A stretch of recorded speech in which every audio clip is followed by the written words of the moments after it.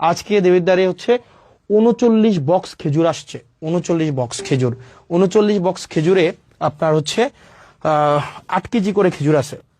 মানে এগুলো হচ্ছে গভর্নমেন্ট দেয়, মানে বিভিন্ন জায়গা থেকে এগুলো নিয়ে আসে। টোটাল হচ্ছে 39 বক্স খেজুর, 312 কেজি খেজুর আসছে। ভুল হয়েছে নাকি? ঠিক আছে না? হ্যাঁ, 8 9 32 7 324 হ্যাঁ ঠিক আছে। 312 কেজি খেজুর আসছে। 12 কেজি খেজুর 15টা ইউনিয়নের যেই হচ্ছে মাদ্রাসাগুলো আছে, মাদ্রাসাগুলোতে হচ্ছে ভাগ করে দিবে। হয়তো 3 কেজি করে হয়তো পাইতে পারে আর কি।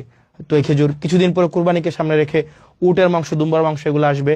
তো আমরা চাই প্রত্যেকটা মানে এক পয়সা যেন, যে জিনিসটা আপনারা যেন বুঝে পান। এই হাসনাত রায় আমাদের আশার আলো দেখিয়েছিল।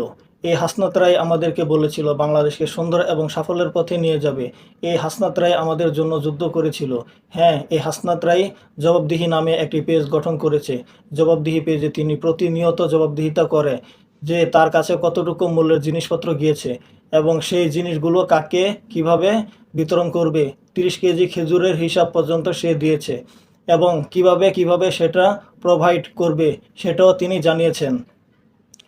কোন সড়ক, কোন টেন্ডার কার কাছে গিয়েছে এবং সড়ক কোনভাবে পরিচালনা করা হবে, কোন সড়কের কাজ কিভাবে হবে, একজন কৃষক কার কাছে গেলে সুবিধা পাবে এবং সমস্ত কথা তার জবাবদিহিতা পেজে তিনি বলেছেন। আমি চাইব প্রত্যেকটা সরকারের মধ্যে থাকা প্রত্যেকটা মানুষের একটা জবাবদিহিতা নামে পেজ থাকা উচিত। এই হাসনাত যে কথা দিয়েছে, এই হাসনাত তার কথা রেখেছে। অন্য সবাই কি তাদের কথা রাখতে পারছে?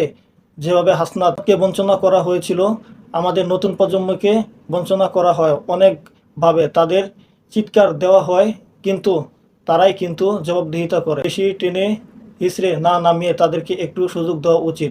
এই হাসনাতরা আমাদের জীবন দশম সুন্দর করে দিতে পারবে।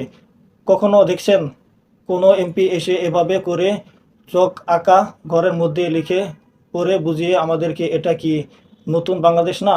এটাই নতুন বাংলাদেশ এবং এরকম বাংলাদেশই আমরা চেয়েছিলাম।